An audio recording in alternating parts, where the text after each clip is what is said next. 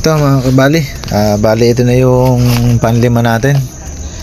Bali kay ano to, shoutout muna natin. Pangalan nito kay Angelo, ayan, Angelo Bisaya Rodriguez.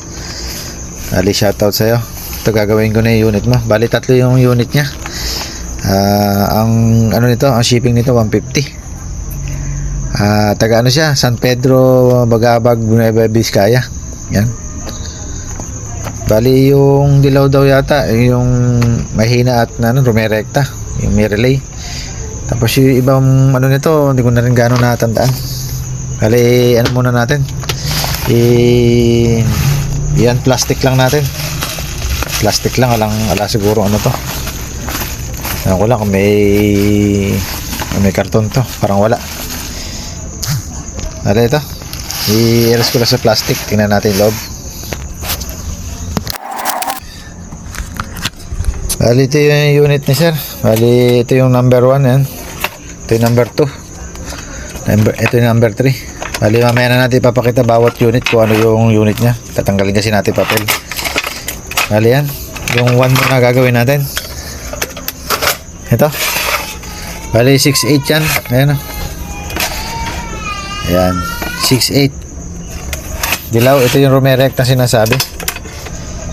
Saka mahina, hindi raw makahuli na ng ano, ng kahit tilapia na ano, maliit. Bali humina raw rin to. Tapos rumerekta yung kanyang ano, relay. Bali magpapalit tayo ng relay antimano rito. Bali gawin natin, i-open ko muna yung ano, yung top cover. Sabi niya, ayan, kusang tumutunog at pakilakasan po. Kaya lang naman ang sabi dito. Yan, bali, upisahan ko na. Tanggalin ko na yung top cover. Ito mga kabali, yung resistor natin dito nakalagay 1K na imbis na 10 ohms. Yan, papalitan natin to ng 10 ohms. Tapos dito pala nasubukan na nilang lagyan ng ano, ng pampalakas ng tunog, alambre. Ayan, spring. Karoon na ng spring. Tapos di pa siya naka-upgrade, bali ano lang 3 UF. Tapos naglagay rin sila ng inductor dito na ano, yung maliit lang para sa output. Yan pinadadaan.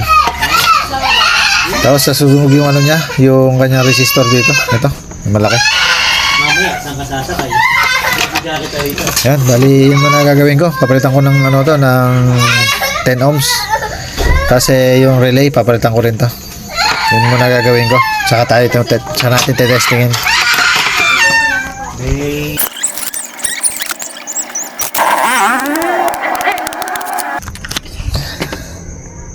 Ito mga kabali, napalitan na natin mga resistor. Ayan, puro 1K yan. Ginawa lang natin 10 ohms. Tapos yung kanyang ano, relay.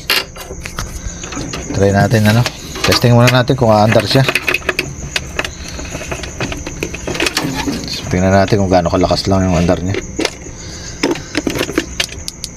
Bah, ayaw.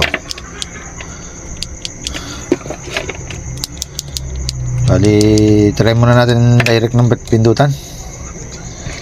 Correct na pala to ah.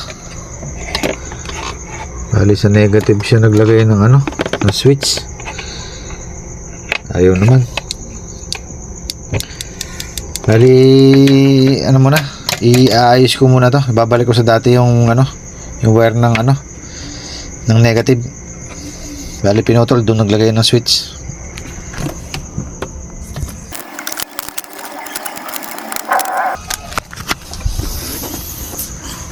Ito mga kabali, nailagay na natin. Ito, naihinang na natin to. Lalagyan na lang natin ng tape mamaya. Nilagyan natin na pandikit to. Bali, maayos yung pagkakalagay natin. Nung uminit yung ano, nalagyan na ng hinang, pinasok natin pilit para ayun, safety. Ano ito? Tingnan natin kung aandar na. On ko na.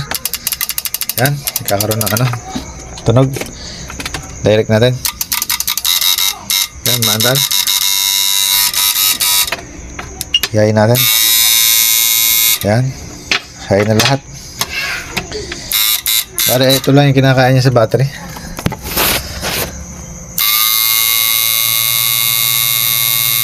Baba. 14 ampere. ay ano lang 200 watts. Ganun lang siya kalakas. Bali i-upgrade natin to. Palitan natin yung capacitor. Tapos yung kanya ano yung resistor saka yung trimmer ibabypass na natin yan. Bali palitan ko lang yun. Tapos saka natin testingin ulit kung gaano kalakas. Balik na lang ako pagka napalitan na. Ito mga kabali, napalitan na natin yung ano niya, yung capacitor. Ito yung nakakabit 3UF. Gawin natin 4. Yung trimmer, binaypas na natin ng resistor na pinalitan din natin to. Ang nilagay natin 430k. Ayan, nakabypass na. Makita nyo yung resistor. Yan, bali yun ang mga pinalitan natin. Yung mga resistor dito, tsaka yung ano, bypass. Tapos yung kanya capacitor. Yan, yung relay. Yan ang mga pinalitan natin. Bali ito na yung andar niya ngayon.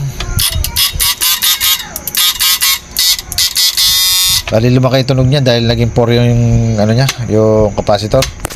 Bali ito na yung kinakain niya ngayon sa battery. Tingnan natin. Bali ito, on ko na. 31 396 watts. Bali tingnan natin sa ano, sa 2K kung kaya.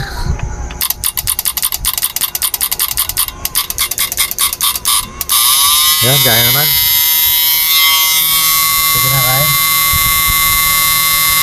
39 ampere sa 2K. Kaya naman. Basta yung ganito sa ganyang andar okay na. Hindi natin pwedeng palakasin masyado, mag-iinit lang yung MOSFET natin. Saka kadalasan nasisira yung rewind, nasusunog pagka sobra yung nilalagay natin ano, resistor. Binababa natin na masyado yung resistor.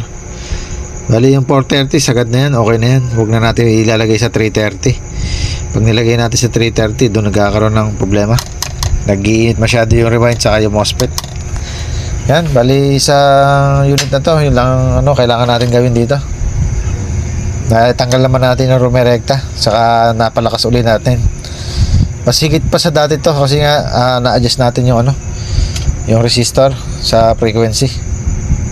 Yan, bali dito sa 6.8 na to, okay na, hanggang doon lang.